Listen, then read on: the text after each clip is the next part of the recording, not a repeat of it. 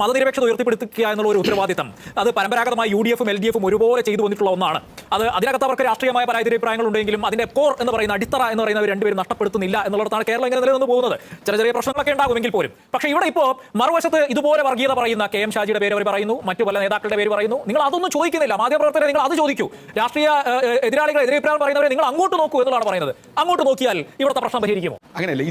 ഇതിലൊരു സാമൂഹിക യാഥാർത്ഥ്യം കൂടി നാം ബോധ്യപ്പെടണം. കേരളത്തിന്റെ സോഷ്യൽ ഫാബ്രിക്കിൽ 55% വരുന്ന ഭൂരിപക്ഷ സമുദായവും മറ്റൊരു വശത്ത് 45% വരുന്ന ന്യൂനപക്ഷങ്ങളുമാണ് വളരെ കൃത്യമായിട്ട് ഇത് പറയുന്നത്. ഇപ്പോൾ ഉദാഹരണത്തിന് SNDP നേതൃത്വവും അതുപോലെ തന്നെ ഈഴവ സമുദായങ്ങളും ശ്രീ വെള്ളാപ്പള്ളി നടേശനും കേരളത്തിലെ സർക്കാരിനോട് ആവശ്യപ്പെടേണ്ടിയിരുന്ന സാമുദായിക പ്രാതിനിധ്യമാണ്. മന്ത്രിസഭയിലടക്കം 20 മന്ത്രിമാരുള്ളതിൽ 10 മന്ത്രിമാർ നായന്മാരാണ്. 5 മന്ത്രിമാർ മാത്രമേ ഈഴവരായിട്ടുള്ളൂ. കേരളത്തിലെ ഭൂരിപക്ഷ സമുദായമായിട്ടുള്ള ഈഴവർക്ക് അർഹമായ സാമൂഹിക പ്രാതിനിധ്യം മന്ത്രിസഭയിൽ പോലും ഇല്ല. അപ്പോൾ അത് ആവശ്യപ്പെടുന്നതിന് പകരം അദ്ദേഹം പറയുന്നത് ഈ RSS പറയുന്ന അല്ലെങ്കിൽ സംഘപരിവാർ പറയുന്ന രാഷ്ട്രീയം വെച്ചുകൊണ്ട് മുസ്ലിം ഭീതി സൃഷ്ടിക്കലാണ് വരുന്നത്. അതിനെ ചെറുത്തു നിൽക്കേണ്ട ഉത്തരവാദിത്വം ഒരുപക്ഷെ വരുന്ന തെരഞ്ഞെടുപ്പിൽ താൽക്കാലിക ലാഭം അത് ഇടതുപക്ഷത്തിനുണ്ടാകും. പക്ഷെ തൊട്ടടുത്ത തെരഞ്ഞെടുപ്പിലോ അതിന്റെ ലാഭം കൊയ്യാൻ പോകുന്നത് RSS ആണ്, അല്ലെങ്കിൽ BJP ആണ്, അല്ലെങ്കിൽ NDA മുന്നണി.